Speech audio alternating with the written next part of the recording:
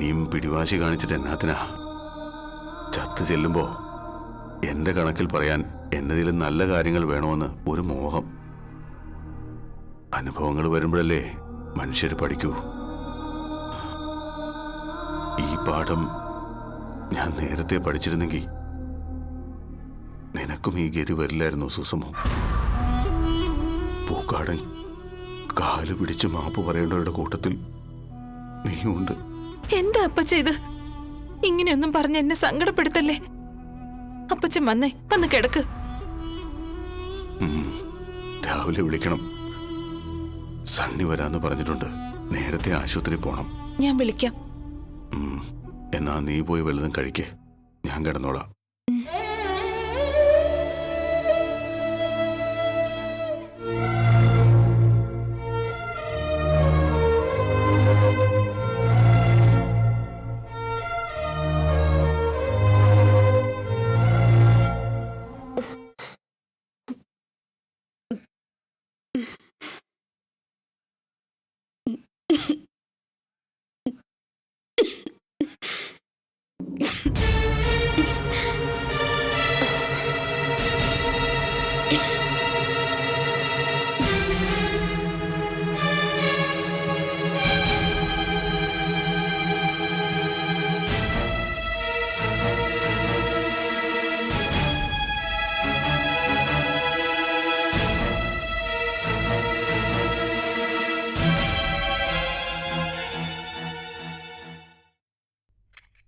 Pulse normal ആവുന്നുണ്ട്. അരമണിക്കൂർ കഴിഞ്ഞ് BP ഒന്ന് ചെക്ക് ചെയ്യണം. ശരി ഡോക്ടർ. നിങ്ങൾ ഇവിടെ തന്നെ ഉണ്ടാവണം. ഞാൻ കുറച്ച് കിടക്കട്ടെ, വല്ലാത്ത ക്ഷീണം. ഡോക്ടർ റെസ്റ്റ് എടുക്ക്. രാത്രി മുഴുവൻ കുറെ സ്ട്രെയിൻ ചെയ്തതല്ലേ.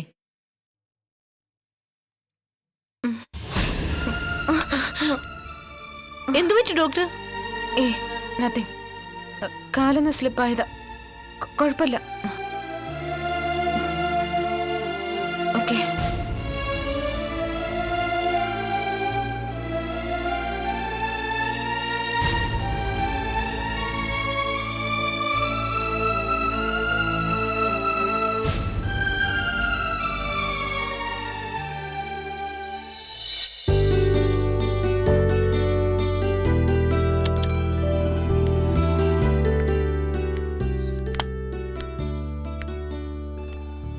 ഇവിടെ ഇങ്ങനെ ഇരുന്ന് ബുദ്ധിമുട്ടേണ്ട വല്ല കാര്യം ഉണ്ടായിരുന്നോ സണ്ണിച്ചേട്ടാ? ഞാൻ അപ്പോഴേ പറഞ്ഞതല്ലേ വീട്ടിലേക്ക് പൊയ്ക്കോളാൻ. ഓ, അത് സാരമില്ല. അവക്ക് എങ്ങനെയുണ്ട് ഗൗരി? നല്ല ഇമ്പ്രൂവ്മെന്റ് ഉണ്ട്. 1-2 പ്രാവശ്യം കണ്ണു തുറന്നു. പിന്നെ അവ്യക്തമായി എന്തൊക്കെയോ പറയുന്നുണ്ട്. എന്തായാലും ഇനി ഒന്നും പേടിക്കാനില്ല സണ്ണിച്ചേട്ടാ. ഓ എന്റെ കർത്താവേ, ഇപ്പോഴാ ഒരു സമാധാനമായത്. വീട്ടിൽ വിളിച്ച് അപ്പച്ചനോട് പറഞ്ഞേക്ക്. പാവം ആകെ ടെൻഷൻ അടിച്ച് ഉറങ്ങാതിരിക്കാവും. ഞാനെന്നാ ഒന്ന് വീട് വരെ പോയിട്ട് വന്നാലോ? അപ്പച്ചനെ കൂട്ടിയിട്ട് വരാം. അവക്ക് കഴിക്കാൻ എന്തെങ്കിലും? നോനു, അതൊന്നും ഇപ്പൊ വേണ്ട. സണ്ണിച്ചേട്ടൻ പോയി അപ്പച്ചനെയും കൂട്ടിട്ട് വാ. ഒരു 10 മണിയാവുമ്പോഴേക്കും ഒക്കെ വന്നാ മതി. അപ്പോഴേക്കും വിസിറ്റിംഗ് ടൈം ആവും. എന്നാ ഞാനൊന്ന് ഡ്യൂട്ടി റൂമിലേക്ക് ചെല്ലട്ടെ. ശരി ഗൗരി. എന്താ സണ്ണിച്ചേട്ടാ? ഈ ചെയ്യുന്ന സഹായത്തിനൊക്കെ തന്നോട് എങ്ങനെയാ? സണ്ണിച്ചേട്ടാ വേണ്ട. എന്നോട് നന്ദി പറഞ്ഞ് എന്നെ അകറ്റി നിർത്തണ്ട. എനിക്ക് വേണ്ടി പണ്ട് ചെയ്തെന്ന സഹായങ്ങളുടെ അത്രയൊന്നും വരില്ല ഈ സഹായം. മാത്രമല്ല ഇതെന്റെ ഡ്യൂട്ടിയുമാണ്. അതുകൊണ്ട് ആ വക ഫോർമാലിറ്റീസ് ഒന്നും നമ്മൾ തമ്മിൽ വേണ്ട. കേട്ടല്ലോ? വേഗം വീട്ടിൽ പോയിട്ട് വരാൻ നോക്ക്.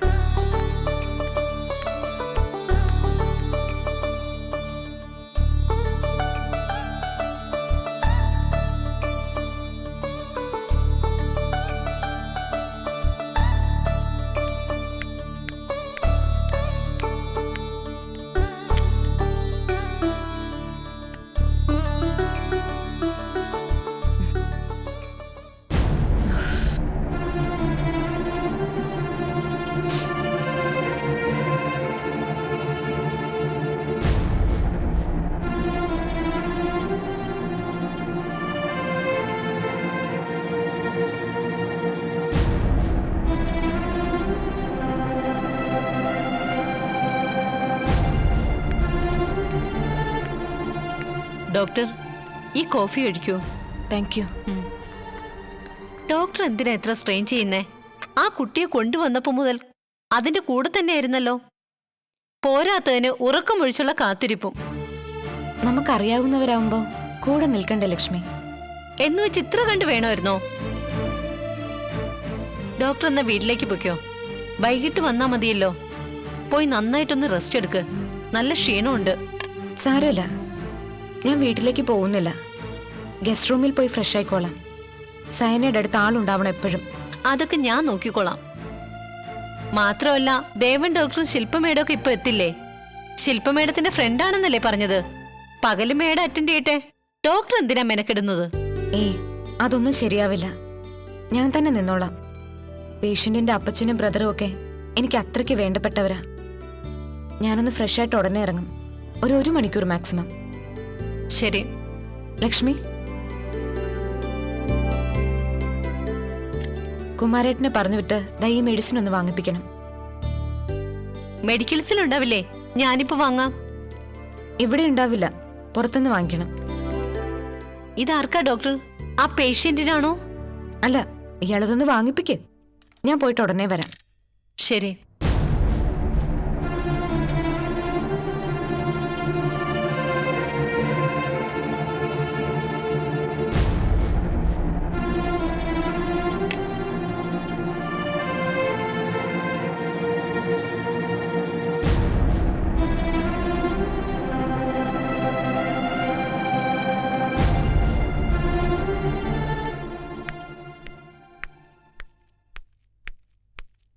ഹലോ,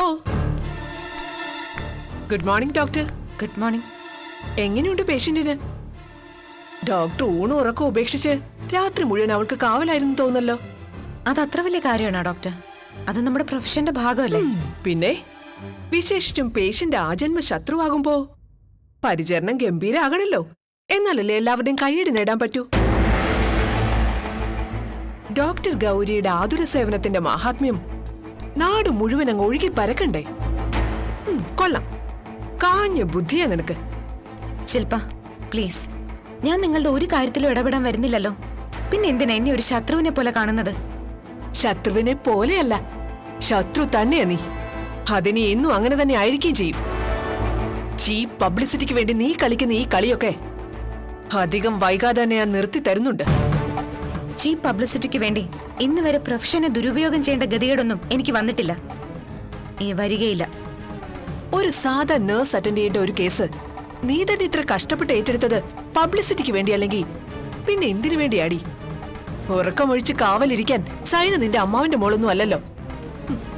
ICUവിൽ ഇതിനു മുൻപും പേഷ്യൻസ് ഇങ്ങനെ ക്രിട്ടിക്കൽ സ്റ്റേജിൽ കിടന്നിട്ടുണ്ട് ഇവിടെ. അന്നൊന്നും നിന്നെ ഈ ഫ്ലോറൻസ് നൈറ്റിംഗേലിന്റെ റോളിൽ ഞാൻ കണ്ടിട്ടില്ലല്ലോ.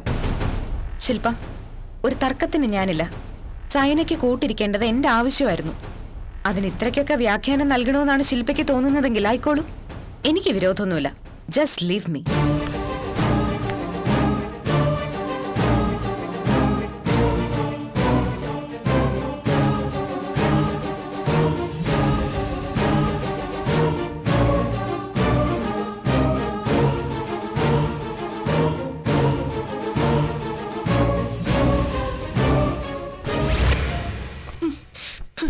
മുന്നിലൊരു രാത്രി മുഴുവൻ നീണ്ടു നിവർന്ന് കിടന്നിട്ടും നിങ്ങൾക്കത് ചെയ്യാൻ കഴിഞ്ഞില്ലെന്ന് പറഞ്ഞ അത് വിശ്വസിക്കാൻ വേറെ ആളെ നോക്കണം.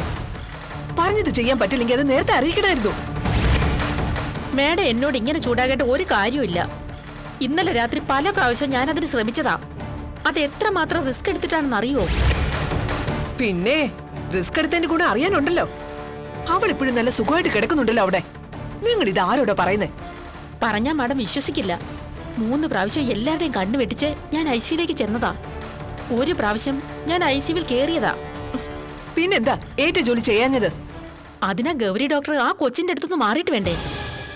ഞാൻ അതിന്റെ അടുത്തേക്ക് ചെല്ലുമ്പം എന്താ കാര്യമെന്ന് എന്നോടൊരു ചോദ്യം. ഹോ, നിന്ന നിപ്പിൽ എന്റെ നല്ല ജീവൻ അങ്ങ് എരിഞ്ഞു പോയി ഡോക്ടറെ. അപ്പൊ വായി തോന്നി എന്തോ കള്ളം പറഞ്ഞ് ഭാഗ്യത്തിനാ ഞാൻ അവിടുന്ന് രക്ഷപ്പെട്ടെ. ഡോക്ടർ വിളിച്ചപ്പോ ഞാനത് പറഞ്ഞതല്ലേ.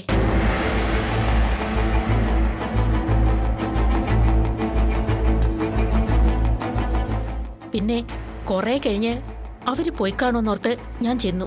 അപ്പോഴും ഗൗരി ഡോക്ടർ ഇമയൊന്ന് ചിമ്മ പോലും ചെയ്യാതെ ആ കുട്ടിക്ക് അവിടെ കാവല് നിൽക്കുക. പിന്നെ ഞാൻ എന്ത് ചെയ്യാനാ? ഇത്രയും നല്ലൊരു അവസരം കിട്ടിയിട്ട് മാഡം വിഷമിക്കണ്ട. ഗൗരി ഡോക്ടർ ഇപ്പൊ ICU ഇറങ്ങിയിട്ടുണ്ടാവും. ഞാനൊന്ന് ട്രൈ ചെയ്ത് നോക്കാം. വേണ്ട, നിങ്ങളെപ്പോലെ പേടിയുള്ള ഒരാൾക്ക് പറ്റിയ പണിയല്ലത്. അത് ഞാൻ തന്നെ ചെയ്തോളാം. അവൾ അവിടുന്ന് പണ്ടാരം അടങ്ങി നോക്ക്. പോ ചെല്ല്.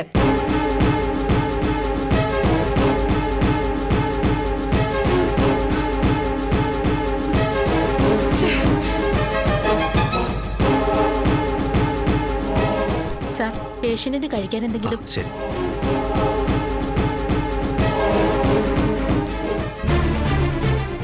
ആ, ഡോക്ടറെ പിന്നെ കണ്ടില്ലല്ലോ. കുറച്ച് തിരക്കായിരുന്നു. സൈനിക്ക് നല്ല ഇമ്പ്രൂവ്മെന്റ് ഉണ്ടല്ലേ? ആ, കുറേശ്ശെ. ആ. ചായയോ കഞ്ഞിയോ കൊടുക്കാന്ന് ലിസ്റ്റിൽ ഇപ്പൊ പറഞ്ഞിരുന്നു. ഞാനത് വാങ്ങിക്കൊണ്ട് വരാം. ആ, ഞാൻ ജീവൻ ഡോക്ടറോട് പ്രത്യേകം പറഞ്ഞിട്ടുണ്ട് അവളുടെ കാര്യം. ഇനി പേടിക്കാനൊന്നും ഇല്ല കേട്ടോ. ഒക്കെ ശരിയായിക്കോളൂ. ഞാനിപ്പോ വരാം. Okay doctor.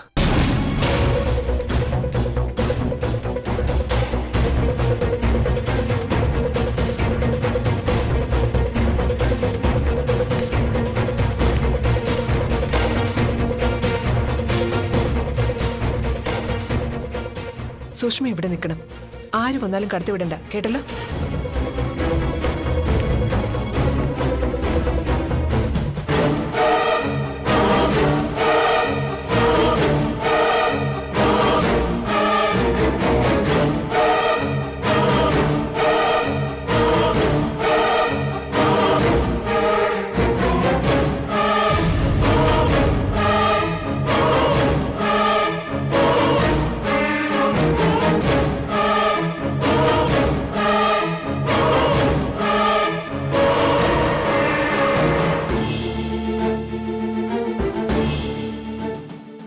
ഇപ്പൊ എങ്ങനെയുണ്ട്? എന്തിനാ മോളെ നീ ഇങ്ങനെ മണ്ടത്തരം കാണിക്കാൻ പോയത്? അതുകൊണ്ടല്ലേ നിന്റെ ശത്രുവായ ആ പീറ പെണ്ണിന്റെ മുൻപിൽ ഇങ്ങനെ തോറ്റു തുന്നം പാടി കിടക്കേണ്ടി വന്നത്? സാരമില്ല, അവളെ തോൽപ്പിക്കാൻ ഒരു വഴിയുമായിട്ടാ ഞാൻ വന്നത്. അവൾ ഉറക്കം വിളച്ചിരുന്ന് ചികിത്സിച്ചിട്ടും പ്രയോജനമില്ലാതെ പോയാ അത് അവളുടെ തോൽവി തന്നെ ആയിരിക്കുമല്ലോ. Sorry my dear friend. അവളെ ജയിക്കാൻ നമ്മുടെ മുൻപിൽ ഈ വഴി മാത്രമേ ഉള്ളൂ. അതുകൊണ്ട് നിനക്ക് വേണ്ടി സന്തോഷത്തോടെ ഞാനിത് നിറവേറ്റി തരാം.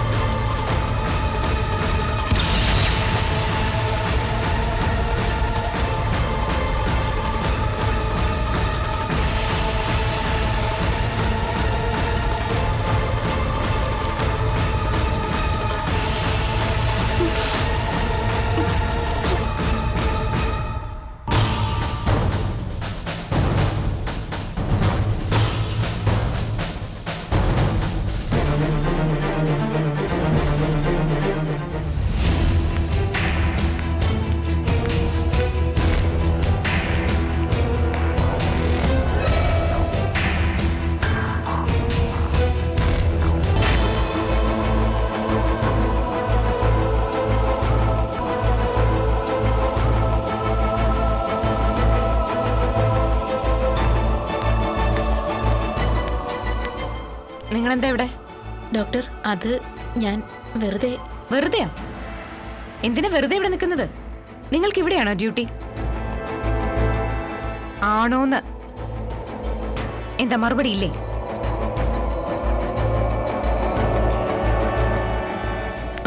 ഇപ്പൊ അങ്ങോട്ട് പോകാൻ പറ്റില്ല.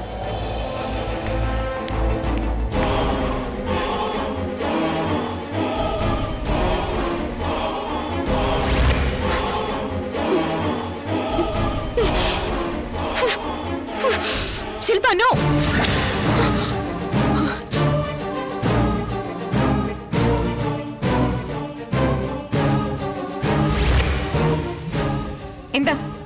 നിങ്ങൾക്ക് ഇവിടെ കാര്യം? അതെന്താടി എനിക്കിവിടെ വന്നൂടെ? ഇവൾ എന്റെ ഫ്രണ്ടാ. അപ്പൊ അവളുടെ കണ്ടീഷൻ എങ്ങനെയുണ്ട് നോക്കാൻ എനിക്ക് അവകാശമുണ്ട്. നോ, ആരുടെ ഫ്രണ്ട് ആണെങ്കിലും സൈന ഇപ്പൊ എന്റെ പേഷ്യന്റ് ആണ്. എന്റെ അനുവാദം ഇല്ലാതെ മറ്റാരും ഇവളെ അറ്റൻഡ് ചെയ്യുന്നത് എനിക്ക് ഇഷ്ടമല്ല. എന്ത് മെഡിസിനാ നിങ്ങൾ ഇവൾക്ക് കൊടുക്കാൻ പോയത്? അതിപ്പോ നീ അറിയേണ്ട കാര്യമില്ല. മാറങ്ങോട്ട്. നിക്ക്, എനിക്കതറിയണം. മാറടി അങ്ങോട്ട്.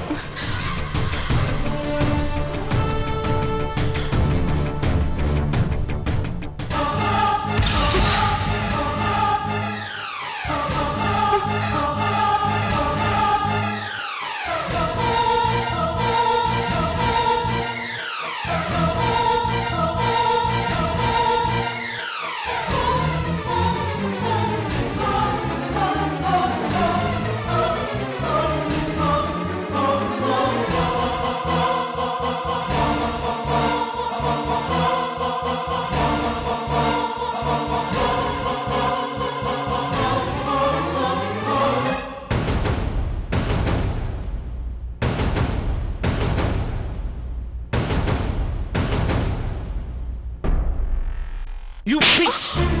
How dare you? എങ്ങനെ ചോദ്യം നിനക്ക് ചെയ്യാൻ? നിന്നെപ്പോലൊരുത്തി എന്റെ മോളായിട്ട് വന്ന് പിറന്നല്ലോ.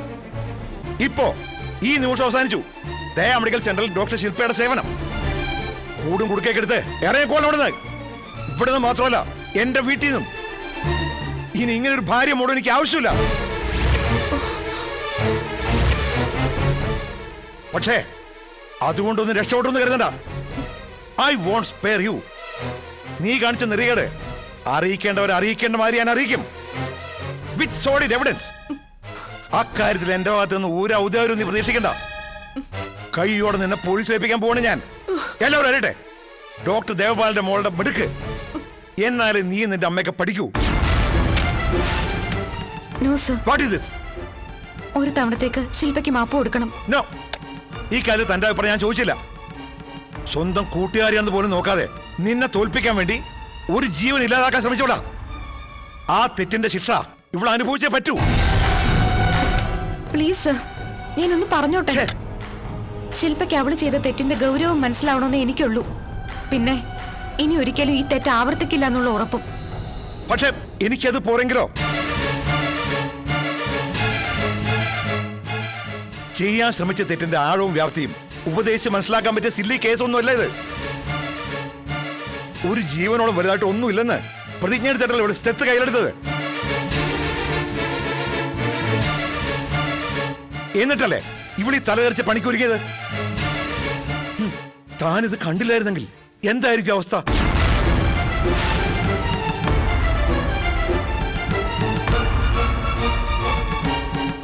എന്നിട്ടും ഒരു ഉടുപ്പില്ലാതെ അവളുടെ നിപ്പ് കണ്ടില്ലേ? വെറുതെ വിടാൻ പാടില്ല ഇതുപോലുള്ള വിഷമത്തുക്കളെന്നും. സാർ ഈ പറഞ്ഞതൊക്കെ ഞാൻ സമ്മതിക്കുന്നു. പക്ഷേ ഒരിക്കലും സാർ ആവേശത്തിന്റെ പുറത്ത് അവിവേകം കാണിക്കരുത്. ക്ഷമിക്കാൻ പറ്റാത്ത തെറ്റ് തന്നെയാണ് ശില്പയുടെ ഭാഗത്ത്. പക്ഷേ ഭാഗ്യത്തിനൊന്നും സംഭവിച്ചില്ലല്ലോ. ഈ ഇഷ്യൂ അധികം ആരും അറിഞ്ഞിട്ടില്ല. പോലീസിൽ ഇൻഫോം ചെയ്ത് സാർ ഇതൊരു പ്രശ്നമാക്കരുത്.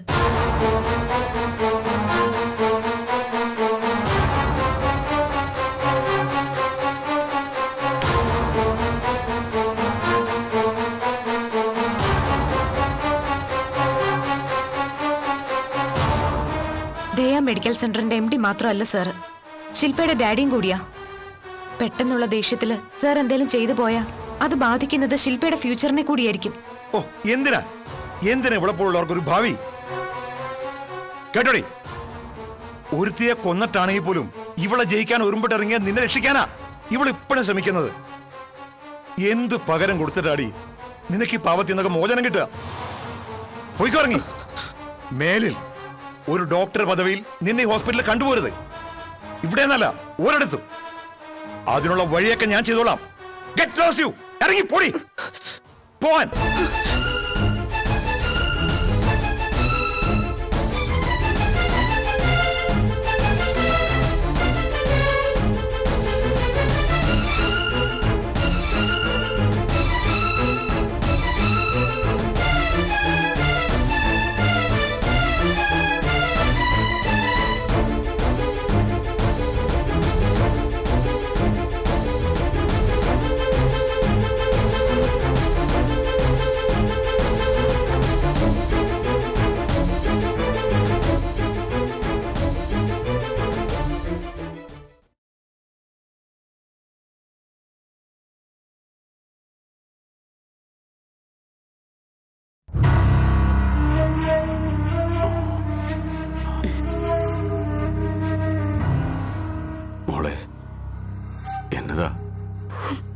ഇപ്പൊ എങ്ങനെയുണ്ട് നിനക്ക്?